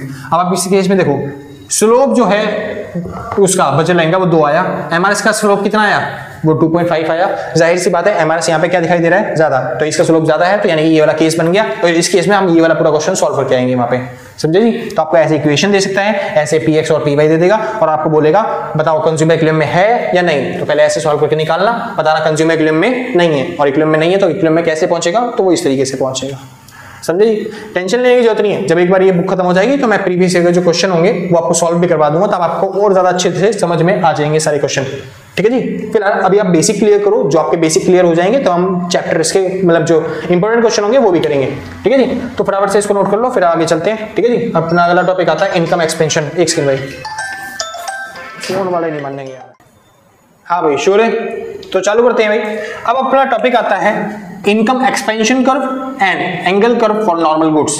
अब ये दोनों ही चीजें सेम होती है, चाहे आप इनकम एक्सपेंशन कर्व बोल लो, एंगल कर्व बोल लो, या फिर आईसीसी कर्व बोल लो, या फिर पीसीसी कर्व बोल लो, मैं दोनों को सबको सेम ही मानता हूँ, ठीक है जी। ज्यादा कुछ समझने वाली बात नहीं होती इनमें। अब ये होते क्या कर रहे हैं समझो ध्यान से। बेसिकली अब कोई भी इंसान जो कंज्यूमर गुड है वो यूज कर रहा है कंज्यूमर गुड्स। मान लो 2 तरह के गुड्स है, गुड्स वाई और गुड्स एक्स, ठीक है जी। और दोनों ही हैं नॉर्मल गुड्स, दोनों ही क्या है नॉर्मल गुड्स। तो नॉर्मल गुड्स की बेसिकली खास बात क्या होती है कि अगर आप प्राइस बढ़ाओगे तो उसकी डिमांड क्या हो जाएगी, कम हो जाएगी, और प्राइस घटाओगे तो फिर डिमांड क्या हो जाएगी, बढ़ जाएगी। बेसिक यही होता है, ठीक। अभी प्राइस की भी बात नहीं करते, इनकम की बात करते हैं। सोचो दोनों ही नॉर्मल गुड्स हैं, और अगर मेरी ही इनकम बढ़ जाती है तो मैं नॉर्मल गुड्स की डिमांड क्या कर दूंगा, बढ़ा दूंगा। नॉर्मल गुड्स पता है ना आपको, अरे नॉर्मल गुड्स पहले यही बता देता हूँ, चलो कोई बात नहीं। दुनिया में 2 तरह के गुड्स होते हैं जी, एक होता है नॉर्मल गुड्स, एक होते हैं इंफीरियर गुड्स। अब ये नॉर्मल गुड्स क्या होते हैं और इंफीरियर गुड्स क्या होते हैं। नॉर्मल गुड्स वो गुड्स होते हैं जिनमें पॉजिटिव रिलेशन देखने को मिलता है, किसके साथ, इनकम के साथ, ठीक है जी। जैसे फॉर एग्जांपल के तौर पे मान लो आपकी अगर इनकम बढ़ गई, जैसे फॉर एग्जांपल के तौर पे आप मान लो आपके पिताजी जो हैं वो अंबानी है, मानने के लिए बोला है, समझ रहे, सच में अंबानी नहीं है। ऐसे बैठ रहा थर्ड बार वो अंबानी का बैठता हूँ, नहीं जी। आपके पिताजी, ये सुपोज करो, पोज करने को नहीं बोल रहा, सुपोज करो सर, सुपोज करो, क्या करो, सुपोज, सोचिए, मतलब सोचो, सोचिए, कह रहा सोचो आओ, नहीं सर ऐसे करने काम नहीं करता मैं, अपने आप सोच कर लोगे, ठीक है सर, वो सोच करने का काम हमारा नहीं है, ठीक है जी। मतलब क्या बोलूं, थिंक करो, क्या बोलूं भाई, हाँ जी, थॉट, थिंक थॉट सेम बात है, हाँ जी। कह रहा है क्या टाइम वेस्ट कर रहे हो भाई, आगे चलो, करवा रहा हूँ भाई, तुम लोग ऐसे ही काम कर रहे हो फिलहाल। तो मान लो फॉर एग्जांपल के तौर पे आपके पिताजी क्या बन गए, अंबानी, आप किसकी औलाद हो, अंबानी की औलाद हो, तो आप नॉर्मल गुड्स खाओगे या फिर इंफीरियर, हिंदी में बता दूं तब आपको समझ में आएगा। इसको बोलते हैं सामान्य वस्तु, सामान्य मतलब अच्छी वस्तु, जैसे बिट्टू टिक्की वाले के टिक्की, समझे सर, जैसे कि अच्छी सी क्वालिटी की चीजें, समझे सर, जैसे कि क्या बोलते हैं लुई वुइटन के कपड़े, ठीक है जी, लुई वुइटन की चीजें, समझे जी, अच्छी ब्रांडेड चीजें। दूसरे गुड्स होते हैं इंफीरियर गुड्स। इंफीरियर मतलब क्या होता है, घटिया वस्तु। क्या मतलब होता है इसका, घटिया वस्तु। घटिया वस्तु मतलब क्या होता है, ऐसी वस्तुएं जो कि रोड रास्तों में आपको चलते हुए मिल जाते हैं। जैसे आप टमाटर देखे होंगे, एक टमाटर होते हैं बढ़िया क्वालिटी के टमाटर, एक होते हैं रास्तों में पड़े हुए दबे हुए टमाटर, सिंपल जी, ये वो होती है घटिया वस्तुएं। सोचिए अगर आप अमीर बाप के बच्चे बन गए या फिर आप अंबानी के बच्चे बन गए, तो आप कौन सी चीजें खाओगे, घटिया वस्तु या फिर सामान्य वस्तु, अच्छी वस्तुएं। सीधी सी बात है, आप अच्छी वस्तु की डिमांड करोगे, यानी जब इनकम बढ़ती है तब इसकी डिमांड बढ़ जाती है। और वहीं पे अगर आपकी इनकम बढ़ गई तो क्या आप घटिया चीजें खाओगे, जो रास्ते में गिरे पड़े टमाटर है क्या उनको उठाओगे कभी भी, है वो कौन खाएगा भैया, कोई भी नहीं खाता मुझे तो, हाँ जी, तो इसकी डिमांड क्या हो जाएगी, कम, अगर आप अंबानी के बच्चे हो गए। वहीं पे अब एज्यूम करो कि आप गरीब हो गए, आपके पिताजी कौन हो गए, भिखारी, आप किसके बच्चे हो, भिखारी के बच्चे। भाई आज वीडियो नहीं बनने देंगे यार ये लोग। तो मैं क्या कह रहा था, मैं कह रहा था कि यहाँ पे हमने सीखा कि इनकम बढ़ जाए तो मतलब कि नॉर्मल गुड्स की, बढ़िया गुड्स की डिमांड बढ़ जाती है, और इनकम अगर बढ़ जाए तो घटिया गुड्स की हम चीजें खरीदना बंद कर देते हैं। अब आप सोचिए अगर आप गरीब हो गए, आप बन गए भिखारी के बच्चे, है ना भाई, मतलब एज्यूम करने के लिए कह रहा हूँ, क्यों मान रहे हो यार तुम, बुरा बोल रहे हो मेरे को उल्टा सीधा, अरे एज्यूम करना है बस, खाली सोचना है आपको, सोचवाना नहीं है, मतलब सोचो, थिंक करो, हाँ जी। तो बेसिकली अगर आप गरीब के बच्चे हो गए तो क्या आप बढ़िया क्वालिटी की वस्तु खा पाओगे, क्या आप अच्छी क्वालिटी की वस्तु खा पाओगे, नहीं जी, तब हम नहीं खा पाएंगे, इसकी डिमांड क्या करनी पड़ेगी, कम करनी पड़ेगी, हम जल्द बड़े बड़े फैशन पे, अच्छी चीजों पे डिमांड खर्चा नहीं कर पाएंगे, ठीक है जी। चलो, तो अगर आप गरीब बन गए तो आपको कौन सी चीजें लेनी पड़ेगी, जो घटिया वस्तु होती है वही खरीदनी पड़ेगी, तो इसकी डिमांड क्या हो जाती है, बढ़ जाती है। तो मैं कहना क्या चाह रहा हूँ इससे, मैं कहना चाहता हूँ आप देख रहे हो जब इनकम बढ़ रही है तो यहाँ पर डिमांड बढ़ रही है, और इनकम घट रही है तो डिमांड भी क्या हो रही है, घट रही है। दोनों सेम सेम नहीं है, ये बढ़ रहा है तो ये भी बढ़ रहा है, और ये घटेगा तो ये भी घट जाएगा, दोनों सेम सेम है। इसलिए बोलते हैं इसको पॉजिटिव रिलेशन। क्या बोलते हैं, पॉजिटिव रिलेशन। जो नॉर्मल गुड्स होती हैं, बढ़िया क्वालिटी की वस्तु होती है, उनमें पॉजिटिव रिलेशन देखने को मिलता है, वहीं पे घटिया वस्तु हमें नेगेटिव रिलेशन देखने को मिलता है, ठीक है जी, कोई दिक्कत नहीं, समझ में आया। सेम इसी का उल्टा अगर बात करी जाए, ये तो इनकम के साथ रिलेशन था, किसके साथ इनकम रिलेशन था, इनकम के साथ। अगर प्राइस के साथ रिलेशन देखने को मिले, जो नॉर्मल गुड्स होती हैं, बढ़िया क्वालिटी की वस्तु होती हैं, अगर उनके प्राइस घट जाते हैं, हल्का सा भी प्राइस कम होता है तो लोग डिमांड बढ़ा देते हैं, ज्यादा खरीदते हैं। सोचो आईफोन जो है सस्ता हो गया तो हम डिमांड क्या करेंगे, ज्यादा करेंगे। वहीं पे अगर ये चीजें महंगी हो जाती हैं तो लोग डिमांड क्या कर देते हैं, कम।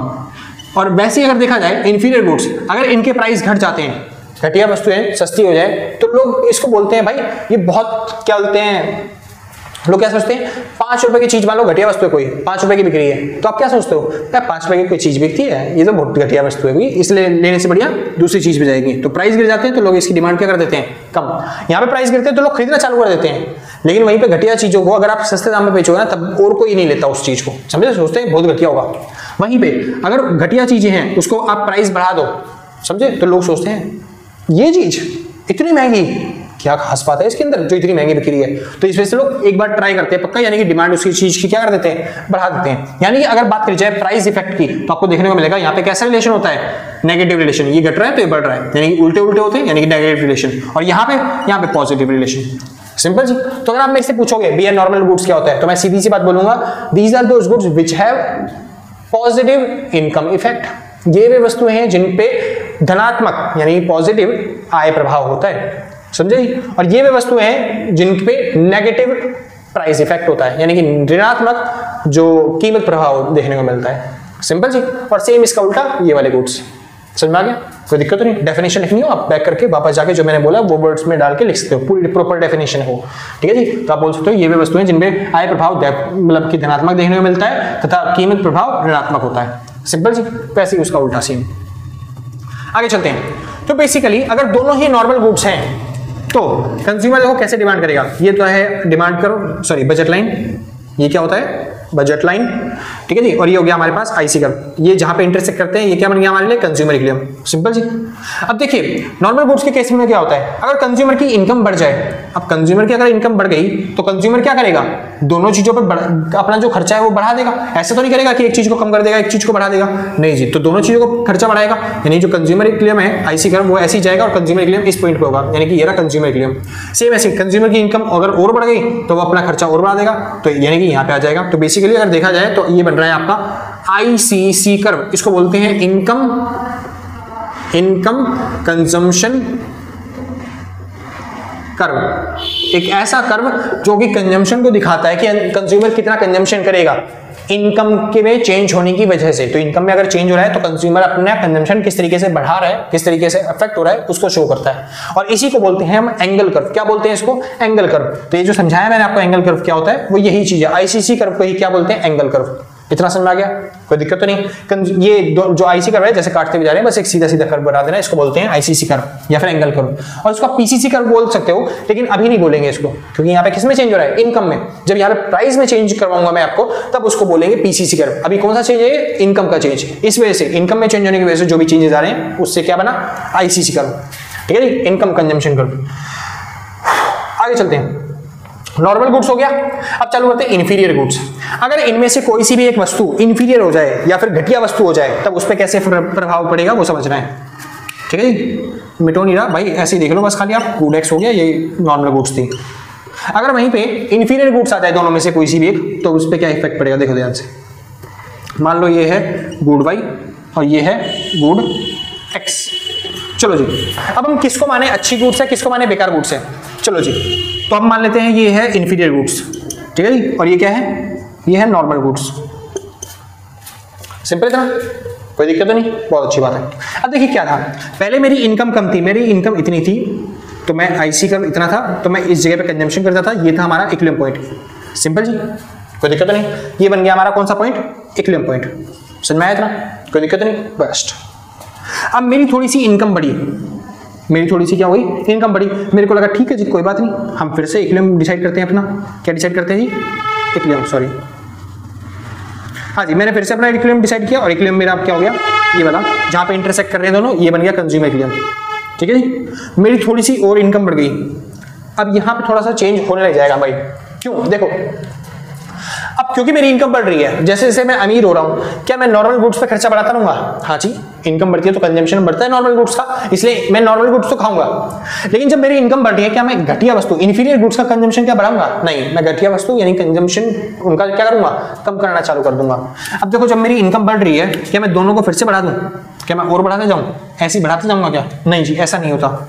जो इन्फीरियर गुड्स है मैं इनको कम खाना चालू करूंगा। अभी देखो मैं यहाँ से बढ़ा के मैं यहाँ पे तो लेके चला गया, मतलब पहले मैं इतनी क्वांटिटी खाता था, मैं इतनी क्वांटिटी दिखा है ना, पहले मैं इतनी क्वांटिटी खाता था, अब मैं इतनी क्वांटिटी खा रहा हूँ, मैं ज्यादा क्वांटिटी खा रहा हूँ, सिंपल जी। लेकिन आगे ऐसा नहीं करूंगा क्योंकि ये घटिया वस्तु है भाई, घटिया वस्तु ज्यादा नहीं खानी चाहिए। अगर आपकी इनकम बढ़ रही है तो आप बढ़िया वस्तु की तरफ जाओ, तो मैं शिफ्ट हो जाऊंगा किसकी तरफ, बढ़िया वस्तु की तरफ। यानी हमारा जो आईसी कर्व होगा मेरे को सेटिस्फेक्शन कहाँ पे प्रोवाइड करेगा, इस पॉइंट पे प्रोवाइड करेगा, समझे जी। यहाँ पे क्या हो रहा है, देखो मैं पहले x का इतना खाता था, y को इतना खाता था, मैंने थोड़ी इनकम बढ़ी तो x और y को बढ़ा दिया, लेकिन मेरे को पता चल गया कि जो इंफीरियर गुड्स है वो घटिया वस्तु होती है, इसलिए मैं इनका कंजम्पशन ज्यादा नहीं बढ़ाऊंगा, मैं वापस से क्या करूंगा, इनका कंजम्पशन कम करने की कोशिश करूंगा। मेरी इनकम बढ़ी, अगली बार जब मेरी इनकम यहाँ से यहाँ पे पहुंची, इनकम बढ़ी मेरी फिर दोबारा से तीसरी बार, तो मैंने क्या किया, मैंने इसका कंजम्पशन को कम करना चाहा, यानी कि जो इंफीरियर गुड्स है मैं कम खा रहा हूँ और मैं किसका कंजम्पशन बढ़ा रहा हूँ, पहले मैं y इतना खाता था, फिर y इतना खा रहा हूँ, फिर y मैं इतना खा रहा हूँ, ये y1 y2 और ये y3, समझे। तो मैंने क्या कर दिया, कंजम्पशन घटा दिया। तो एक्चुअल में अगर डायग्राम देखा जाए तो कैसे बनेगा, ध्यान से देखना, इक्विलिब्रियम कहाँ पे है, एक इक्विलिब्रियम ये वाला पॉइंट है, एक इक्विलिब्रियम ये वाला पॉइंट है और एक इक्विलिब्रियम ये वाला पॉइंट है। तो अगर आप देखोगे इक्विलिब्रियम तो कैसे बनेगा, तो आपका आईसीसी कर्व बनेगा ऐसा, इस तीनों पॉइंटों को ऐसे कट करते जाएगा, ठीक है जी। इसको बोलते हैं आईसीसी कर्व। कौन से केस में, इन्फीरियर गुड्स के केस में, इसी को बोलते हैं एंगल कर्व। यानी अगर आप देखना चाहो तो डायग्राम अच्छे तरीके से कैसे बनेगा, अरे यार डायग्राम ठीक से नहीं बन रहा यार, ये IC curve, sorry budget line, ये बन गया आईसी कर्व। यहाँ पे काट रहे हैं, थोड़ा सा और बढ़ाया, यहाँ पे काट रहे हैं, थोड़ा सा और बढ़ाया, इस जगह पे कटवाना है इस बार, और ये बन गया। तो डायग्राम ऐसे बनते हुए जाएगा, ठीक है जी। इसको पूरा सीधा ले जाना, मतलब आईसी कर्व जैसा चलता है ना वैसा। तो आपको जो डायग्राम दिखेगा कुछ इस तरीके से दिखाई देगा, थोड़ा सा हाईलाइट कर देता हूँ, आपको नहीं करना पेपर में, ठीक है जी। आपको पेपर में एक लाइन में ड्रॉ करना है बस, खाली साफ सुथरा, क्योंकि मेरे पास पेन नहीं है, मेरे पास मार्कर नहीं है, मेरे पास डिजिटल बोर्ड नहीं जो मैं अलग अलग कलर का यूज कर पाऊँ। मार्कर खत्म हो गए हैं, अलग अलग कलर अच्छे तरीके से यूज नहीं कर पाऊंगा, ठीक है जी। तो आप ऐसे डायग्राम बना के आओगे, समझे, कोई दिक्कत तो नहीं ना। ये वाला डायग्राम ऐसा, सिंपल जी, बढ़िया। कोई डाउट्स, समझ में आ रहा है, बढ़िया। इसको बोलते हैं इंफीरियर गुड्स। अच्छा हाँ, अगर ये इंफीरियर गुड्स इस साइड होता तब डायग्राम कैसे बनता, तब डायग्राम आपका ऐसा बनता कुछ, ठीक है जी। अगर इंफीरियर गुड्स यहाँ पे होता तो मैं इनकम के साथ साथ कंजम्पशन तो बढ़ा रहा हूँ, लेकिन मेरे को जब पता चल गया मेरे जो कंजम्पशन है वो इंफीरियर गुड्स की तरफ जा रहा है, तो मैं इंफीरियर गुड्स को वापस से कम कर दूंगा, ठीक है जी। मैंने इसको पहले बढ़ाया था लेकिन मैंने वापस से कम कर दिया, अब मैं इनको कम कर रहा हूँ और इसको बढ़ाया जा रहा हूँ नॉर्मल गुड्स को, समझे जी। ऐसा बनेगा आपका कौन सा कर्व, नॉर्मल इंफीरियर गुड्स के केसेस में income consumption, income expansion curve, यानी कि इनकम एक्सपेंशन कर्व क्या होता है, इनकम के एक्सपेंड होने से जो इनकम में सॉरी कंजम्पशन में चेंज आता है उसको बोलते हैं इनकम एक्सपेंशन कर्व, या फिर इनकम कंजम्पशन के बोल सकते हो। एक्सपेंशन बोल रहा हूँ, कंजम्पशन बोल लो, सेम बात है, ठीक है जी, बहुत अच्छी बात है। और एंगल कर्व भी उसी को बोलते हैं। अब बात आती है, अच्छा आईसीसी मैंने आपको समझा दिया क्या होता है आईसीसी, ठीक है जी। अब बात आती है पीसीसी कर्व। पीसीसी कर्व क्या होता है भाई, देखो मैं नहीं चाहता आपका टाइम वेस्ट ज्यादा हो, मैं खाली कंसेप्ट करवा रहा हूं जो कि आपके एग्जाम के लिए बहुत इंपॉर्टेंट है। बात रही अगर डेफिनेशंस की, तो जो डेफिनेशंस है आप गूगल पे सर्च कर लोगे, बुक में सर्च कर लोगे तो आपको मिल जाएंगे, ठीक है जी। और जो प्रीवियस ईयर पेपर सॉल्व करवाएंगे मैं पूरा फॉर्मेट के साथ करवाता हूं कि आपको करना कैसे है वो प्रीवियस ईयर पेपर सॉल्व, ठीक है जी। तब आपको अच्छे तरीके से डेफिनेशंस मिल जाएंगी वहां पे भी। तो मेन अभी कंसेप्ट पे फोकस करना चालू करो, क्योंकि अगर मैं कहानी सुनाने लग जाऊंगा, डेफिनेशंस करवाने लग जाऊंगा तो आपको ना सारा ध्यान उसके अंदर चला जाएगा। आपका जो स्पैन है, अटेंशन स्पैन जिसको बोलते हैं, वो आपका बहुत शॉर्ट हो रहा है आजकल के टाइम पे। तो इसलिए बस खाली कंसेप्ट पे फोकस करो ताकि आपके कंसेप्ट जल्दी हो पाए, समझे जी। फालतू चीजों पे ज्यादा फोकस ना किया जाए, ठीक है जी। आगे चलते हैं वापस। तो बात आती है पीसीसी कर्व। मिटो दो भाई, जिसको नोट करना है फटाफट से नोट करो, फिर हम आगे चलते हैं। नोट कर भी रहे हो, नहीं कर रहे हो रहा है ना नोट, बहुत अच्छी बात है, पढ़ाई पे फोकस करो। चलो भाई शुरू करते हैं। और अब बात आती है किसकी, पीसीसी कर्व। पीसीसी कर्व कुछ ज्यादा चेंजेस नहीं है उसके अंदर। जैसे आपने आईसीसी कर्व सीखा था, इनकम कंजम्पशन कर्व, सेम आपको पीसीसी कर्व सीखना है, प्राइस कंजम्पशन कर्व, सिंपल जी। अब पीसीसी कर्व कैसे चेंज होता है, वहां पे इनकम में चेंज हो रहा था, यहाँ पे किस में चेंज होगा, प्राइस में। यहाँ पे दिखाते हैं गुड वाई, यहाँ पे दिखाते हैं गुड एक्स। और आपको पता ही है ये पी एक्स को रिप्रेजेंट करता है, ये पी वाई को रिप्रेजेंट करता है, बाकी बताने की जरूरत नहीं है आपको, ठीक है जी। क्वेश्चन वाला कह रहा है कि प्राइस एक्स जो है वो बढ़ गए, इससे क्या इफेक्ट पड़ेगा बताइए। तो मान लो ये बजट लाइन हो गई आपकी, ये आपका बन गया आईसी कर्व, यहाँ पे इंटरसेक्ट कर रहा है तो ये बन गया इक्विलिब्रियम पॉइंट। अब प्राइस एक्स जो है वो बढ़ चुके हैं, यानी कि एक्स के जो कंजम्पशन है वो क्या हो जाएगा, कम। एक्स का कंजम्पशन कम करूंगा मतलब कि यहाँ पे आ जाएगा आपका नया बजट लाइन, सिंपल जी। तो इससे हमारे इक्विलिब्रियम पे क्या इफेक्ट पड़ेगा, ये हमारा कंज्यूमर इक्विलिब्रियम पहुंचेगा इस पॉइंट पे। तो अगर इन दोनों को मिला गया जाए तो फिर कौन सा डायग्राम बन रहा है, ये वाला डायग्राम। इसको बोलते हैं पीसीसी कर्व। क्या बनते हैं, पीसीसी कर्व। भैया पीसीसी क्यों बोलेंगे, आईसीसी क्यों नहीं बोल रहे हैं, क्योंकि यहाँ पे चेंज किस में आया था, प्राइस में। अगर यहाँ पे इनकम में चेंज होने की वजह से कोई चेंजेस होता इक्विलिब्रियम पॉइंट में तो उसको बोलते हैं इनकम कंजम्पशन कर्व। यहाँ पे चेंज किस में हो रहा है, प्राइस में। प्राइस में चेंज होने की वजह से जो भी चेंजेस आ रहे हैं उसको क्या बोलेंगे हम, पीसीसी कर्व। ज्यादा समझने की बात नहीं है, बस वही सारा कंसेप्ट है जो आपने इनकम कंजम्पशन कर्व में सीखा है। समझ में आ गया, कोई दिक्कत तो नहीं, बहुत अच्छी बात है। ये इतना इंपॉर्टेंट नहीं है, सबसे जो मेन इंपॉर्टेंट कर्व है वो सबसे मेन इंपॉर्टेंट कर्व है ये इनकम सब्स्टिट्यूशन और प्राइस इफेक्ट। इनकम सब्स्टिट्यूशन और प्राइस इफेक्ट एक डायग्राम में आपको सिखाना है। इनकम इफेक्ट क्या होता है, प्राइस इफेक्ट क्या होता है, सब्स्टिट्यूशन इफेक्ट क्या होता है। क्योंकि देखो यहां से जो यहां तक चेंज आया, इस चेंज को बोलते हैं प्राइस इफेक्ट, क्योंकि किसकी वजह से आए, प्राइस में। जो पिछले हम चेंज देख रहे थे वो किसकी वजह से आ रहा था, इनकम की वजह से, तो उसको क्या बोलते हैं, इनकम इफेक्ट। समझे जी, दोनों को मिला के, दोनों को सब्स्टिट्यूट करके जो चेंज आता है उसको बोलते हैं सब्स्टिट्यूशन इफेक्ट, जो कि सबसे इंपॉर्टेंट टॉपिक बनता है लास्ट वाला, इनकम सब्स्टिट्यूशन और प्राइस इफेक्ट। सिंपल जी, अगर आपने अभी तक समझ लिया है तो दिल थाम के बस ये लास्ट टॉपिक और समझ लो, आपके पूरे अच्छे नंबर आएंगे। और मैं गारंटी के साथ कहता हूँ पूरे चैप्टर में से अगर कुछ आने वाला एग्जाम में तो ये वाला टॉपिक आने वाला है, पक्का गारंटीड है कि ये वाला टॉपिक आएगा। कहीं पे लिख के दूं, इनकम सब्स्टिट्यूशन और प्राइस इफेक्ट के बारे में पक्का पूछेगा आपके एग्जाम्स में, ठीक है जी। तो जिसको नोट करना है फटाफट से नोट करो, फिर हम आगे चलते हैं। हाँ भाई शुरू है, तो शुरू करते हैं। अब टॉपिक का नाम आता है income substitution and price effect. अब इनकम इफेक्ट, प्राइस इफेक्ट और सब्स्टिट्यूशन इफेक्ट तब करना है, और जैसे ही खत्म हो गया वैसे ही आपका पूरा चैप्टर कंप्लीट हो जाएगा। अब ये बेसिकली तीनों चीजें होती क्या है, ये तीनों चीजों का मतलब क्या है। प्राइस इफेक्ट, प्राइस की इफेक्ट क्या कहता है, प्राइस इफेक्ट अगर आपको कोई पूछे तो आपको बस सिंपल सा बताना है। प्राइस इफेक्ट का मतलब क्या होता है, प्राइस में चेंज होने की वजह से एक कंज्यूमर अपनी डिमांड में कैसे चेंजेस करता है उसको शो कौन करता है, प्राइस इफेक्ट। सिंपल जी, प्राइस इफेक्ट क्या शो करता है, it shows how the consumer reacts with the change in price, price में चेंज होने की वजह से कंज्यूमर कैसे रिएक्ट करता है उसको क्या बोलेंगे, प्राइस इफेक्ट। सेम ऐसे ही अगर आपसे कोई पूछे इनकम इफेक्ट क्या होता है, तब आपको भी यही सेम बताना है, इनकम में चेंज होने की वजह से एक कंज्यूमर कैसे रिएक्ट करता है उसको कौन शो करेगा, इनकम इफेक्ट। सेम ऐसे ही सब्स्टिट्यूशन को पूछे सब्स्टिट्यूशन इफेक्ट क्या होता है, सब्स्टिट्यूट रूट्स में चेंज होने की वजह से या फिर अदर फैक्टर्स में चेंज होने की वजह से कैसे कंज्यूमर रिएक्ट करता है उसको बोलते हैं कौन सा, सब्स्टिट्यूशन इफेक्ट। अब बेसिकली होता क्या है आपको समझाता हूं, कुछ नहीं, एक फॉर्मूला होता है बेसिकली कि प्राइस इफेक्ट जो होता है ना वो हमेशा बराबर होता है इनकम इफेक्ट प्लस में सब्स्टिट्यूशन इफेक्ट के। अब ये फॉर्मूला क्या कहता है समझिए ध्यान से। जैसे कि एक्चुअल में होता क्या है मार्केट के अंदर, मान लो यहां पे दिखाया जा रहा है गुड वाई और इधर दिखाया जा रहा है गुड एक्स, सिंपल जी, और ये दिखा रखा है बजट लाइन, इस लाइन को क्या बोलते हैं, बजट लाइन। और ये जो बन गया हमारा आईसी कर्व, क्या बन गया हमारे पास, आईसी कर्व। अब इस आईसी कर्व थोड़ा ज्यादा बड़ा बना दिया भाई, ठीक है जी, ये बन गया आपके पास आईसी कर्व, जहां पे इंटरसेक्ट करते हैं इस पॉइंट को हम बोलते हैं क्या, इक्विलिब्रियम। अब क्या हुआ, हम एक सपोज कर लेते हैं कोई भी इंफॉर्मेशन, जैसे कि प्राइस जो है मान लेते हैं कि प्राइस क्या हो गया, कम हो गया, किसका, गुड एक्स का, गुड एक्स का प्राइस क्या हो गया, कम। अब क्योंकि गुड एक्स का प्राइस कम हो गया तो हम गुड एक्स की क्वांटिटी क्या कर सकते हैं, ज्यादा कंज्यूम कर सकते हैं। ये बताया था लास्ट टॉपिक में पीसीसी जब आपको समझाया था, तो अब ज्यादा कंज्यूम कर सकते हैं तो हमारी बजट लाइन यहाँ पे शिफ्ट हो जाएगी कुछ इस प्रकार से, इस तरीके से, ठीक है जी।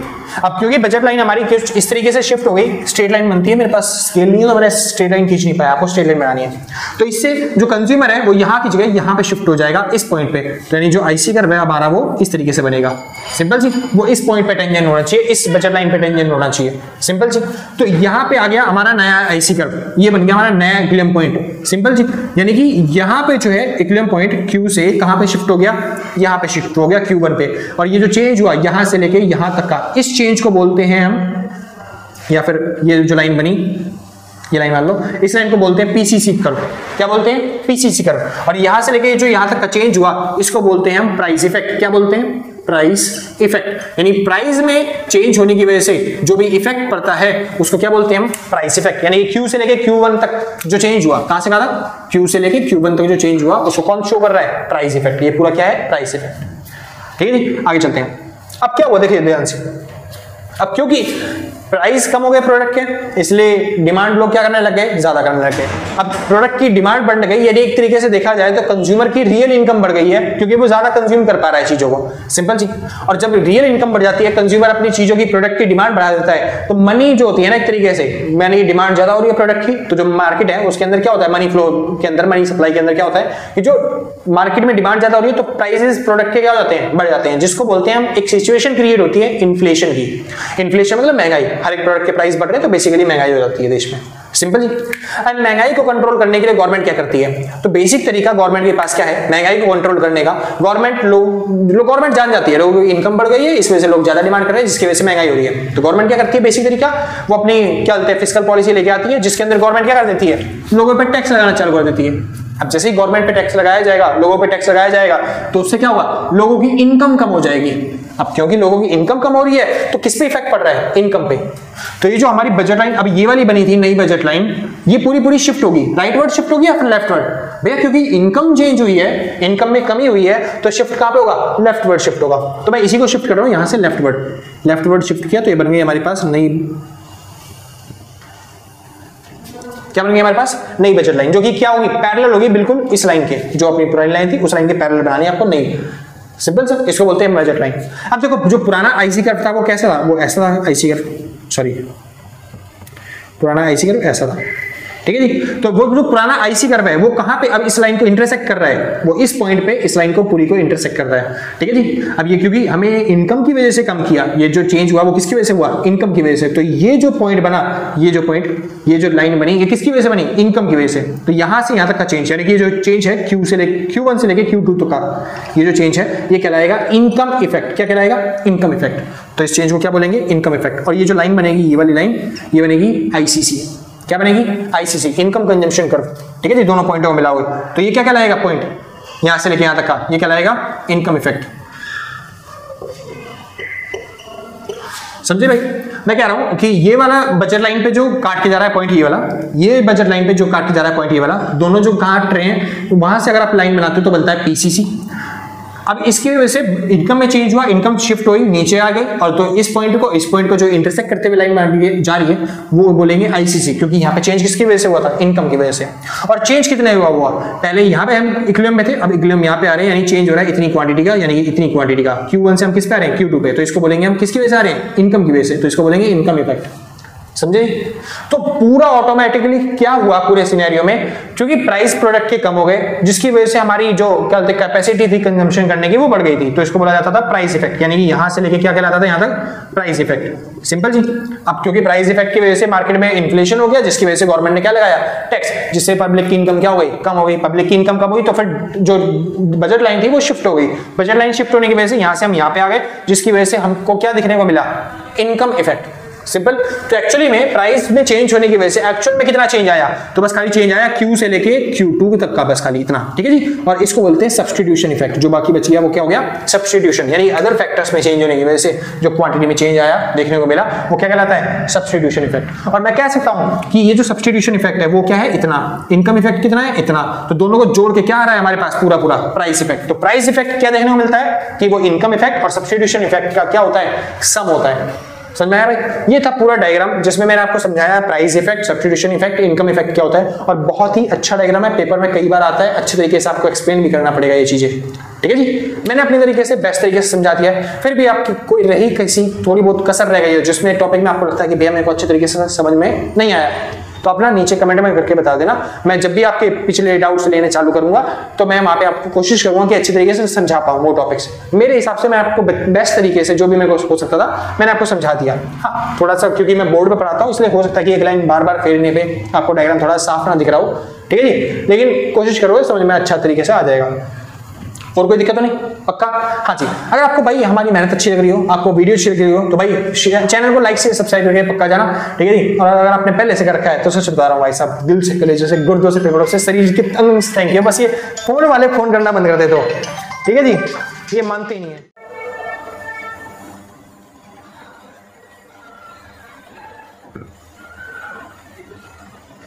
हाँ भाई शुक्र है।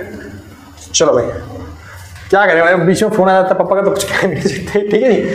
तो शुक्र थे भाई, मतलब खत्म करते हैं। तो आज के लिए बस नहीं, मिलते हैं कल सेम टाइम सेम जगह अगले दिन, और टाटा बाय बाय। ठीक है जी। अच्छा हाँ, एक चीज और, अगर आप नोट्स परचेज करना चाहते हो तो इस नंबर पर कॉन्टैक्ट करके जो भी मिनिमम अमाउंट होगा व्हाट्सएप पे पेमेंट करने के बाद आराम से नोट्स परचेज कर सकते हो। ठीक है जी। ताकि आपके एग्जाम्स में अच्छे नंबर स्कोर कर सको, पास हो सको आप अच्छे नंबर से।